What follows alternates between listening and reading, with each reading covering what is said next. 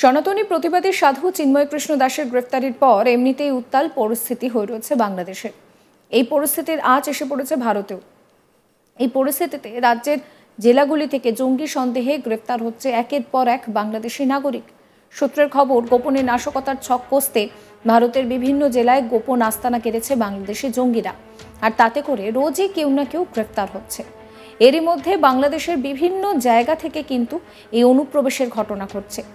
আর বাংলার বিভিন্ন জায়গা থেকে ধৃত বাংলাদেশি নাগরিকদের বিষয়টা নিয়ে কপালে চিন্তার ভাঁজ প্রশাসনের।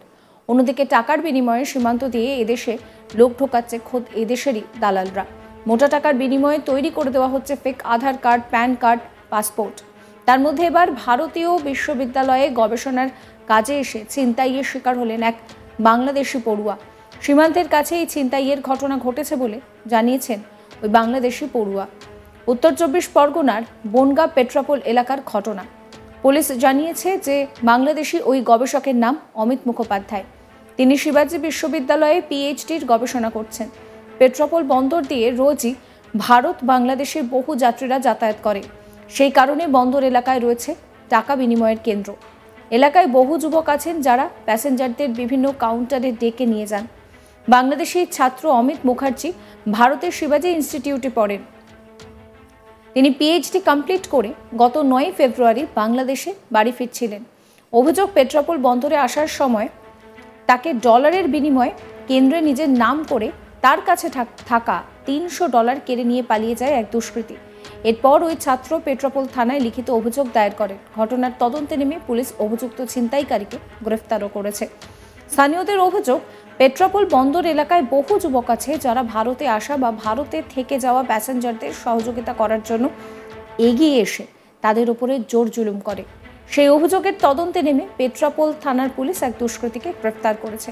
পুলিশ জানিয়েছে ধৃতের নাম আপন মণ্ডল, বাড়ি পেট্রাপোল থানা এলাকায়। ধৃতকে নিজেদের হেফাজতে নেওয়ার আবেদন জানিয়েছে পুলিশ।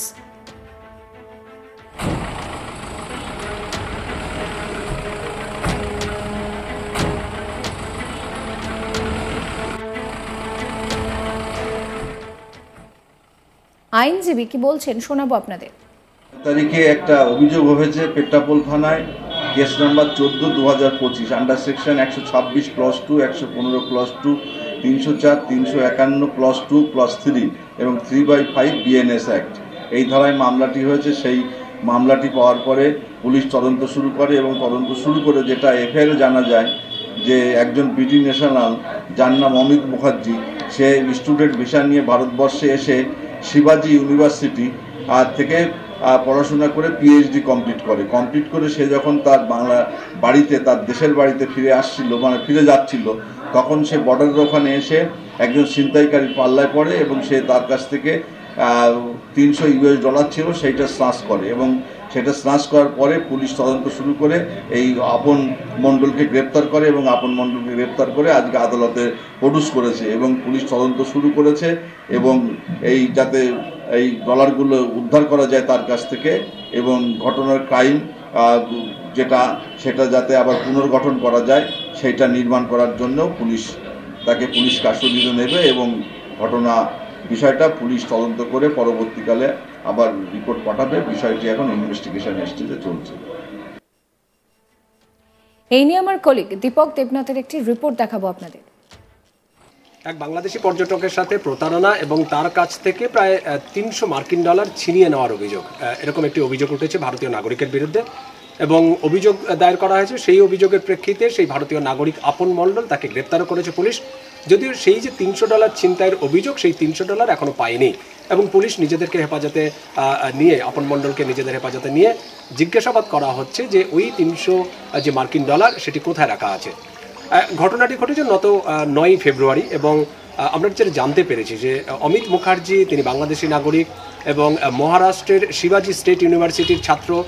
সম্প্রতি তিনি পিএইচডি কমপ্লিট করেছেন এবং কমপ্লিট করে দেশে ফিরছিলেন এবং গত 9 ফেব্রুয়ারি তিনি পশ্চিমবঙ্গের যে পেট্রাপোল সীমান্ত আছে সেই সীমান্ত দিয়ে তিনি তার নিজের দেশে ফিরে যাচ্ছিলেন এবং সেই সময় তার কাছে সেই যে $300 ছিল, সেই $300 কনভার্ট করা, অর্থাৎ বাংলাদেশি টাকায় কনভার্ট করার জন্য যাচ্ছিলেন এবং সেই সময় আপন মণ্ডল স্থানীয় যে এজেন্ট তার সাথে পরিচয় হয় এবং আপন মণ্ডল তাকে বলে যে তার যদি কোনো ইন্ডিয়ান রুপি থাকে বা মার্কিন ডলার থাকে তাহলে সেটা সে পরিবর্তন করতে পারে এবং তার যে কাউন্টার আছে সেই কাউন্টারে নিয়ে যাওয়া হবে এবং স্বাভাবিকভাবেই তার কাছ থেকে $300 নেয় এবং তাকে বলে যে আসুন এবং একটা সময় ওখান থেকে সে দৌড়ে পালিয়ে যাওয়ার অর্থাৎ তার কাছ থেকে যখনই $300 তিনি হাতিয়ে নেন এবং তারপরে পালিয়ে যান এবং এরপরেই যে ভারতীয় এই বাংলাদেশি নাগরিক অমিত মুখার্জি তিনি তখন তাকে ধরার চেষ্টা করেন কিন্তু যেহেতু মানে জায়গাটা অচেনা তাই স্বাভাবিকভাবে তিনি পেরে ওঠেননি পরে এদিক ওদিক করে খোঁজার পর পরে পেট্রাপোল থানায় তিনি একটি লিখিত অভিযোগ দায়ের করেন এবং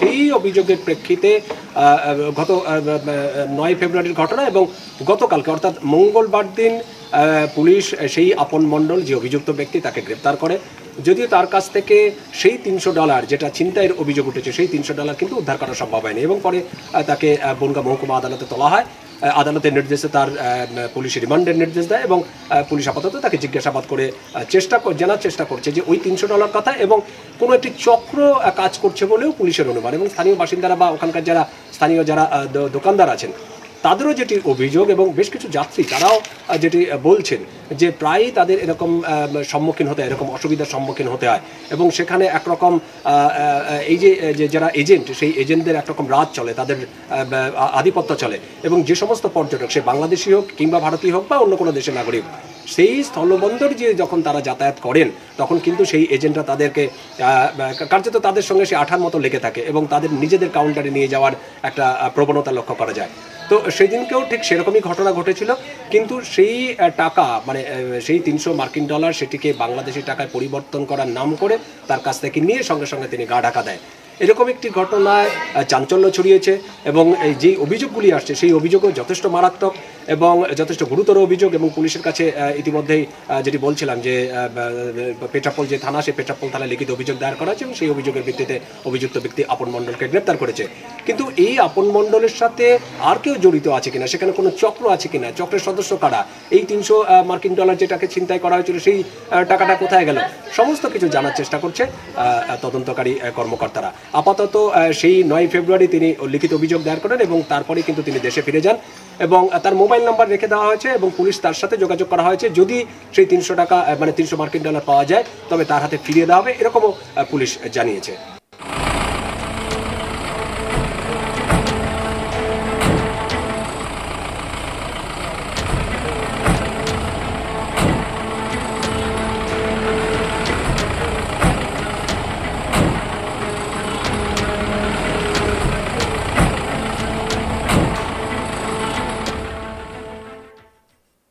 এই ভিডিও সম্পর্কে আপনাদের মতামত জানাবেন কমেন্ট সেকশনে কমেন্ট করে এই খবরের সম্পর্কে কিছু জানানোর হলে সেটাও অবশ্যই জানাতে ভুলবেন না সাবস্ক্রাইব করবেন আজ তাক বাংলার ইউটিউব চ্যানেলকে ফলো করবেন হোয়াটসঅ্যাপ চ্যানেলও